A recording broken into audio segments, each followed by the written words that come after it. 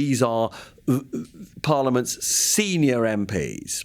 And they'd got together and they told the Prime Minister that they would spend most of, I think it was almost 2 hours at the end of it, they would spend most of the 2 hours talking about how to reduce poverty in this country. So he was told in advance what the agenda was. So I slightly assumed he would come with, if not an array of exciting new policies, at least a compelling vision of how he would drive poverty down. And that's not what we heard from him. What we heard from him was a sort of a range of defensive answers. What other accommodation precisely are you planning to take over to provide temporary accommodation for families? Oh, there's lots of housing in many local authorities that can be used, and we're identifying where it can be used. But I mean, look. Could you give us? Have you got any examples you can give us? No, but I'll write in and give you details. Because I could say certainly in a number of our local authorities, already picking up from around the table, there isn't a lot of spare housing available. Well, exactly, which is why leaving a huge tens of thousands of unprocessed asylum seekers that need to be housed is a huge problem for so you'll be putting homeless families into those hotels? No. We're looking at what accommodation is available, and I'll make sure that we send a detailed letter. Okay, well, we certainly look forward to receiving that detailed note.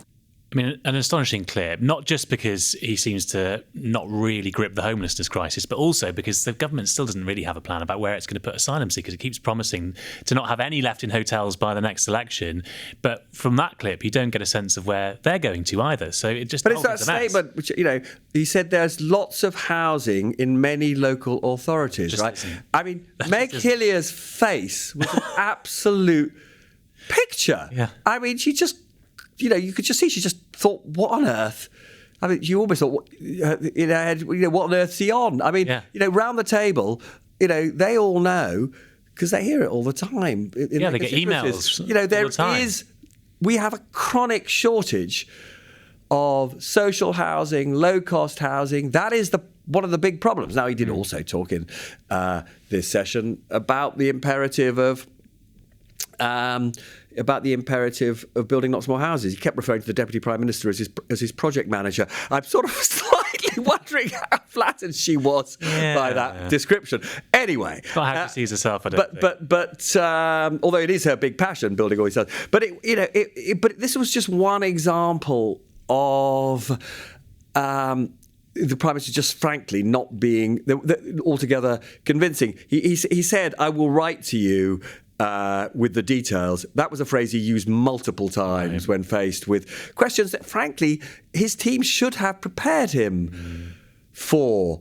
It was a very weird couple of hours.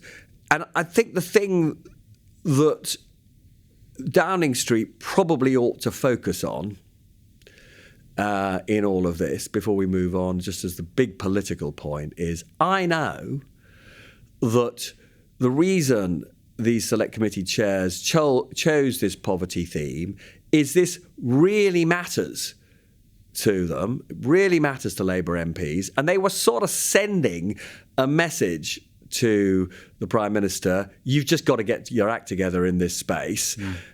And they all came away, because I spoke to a large number of them afterwards, just thinking, they're just nowhere near, this is Downing Street, having a credible strategy. So he's got a big job on this summer.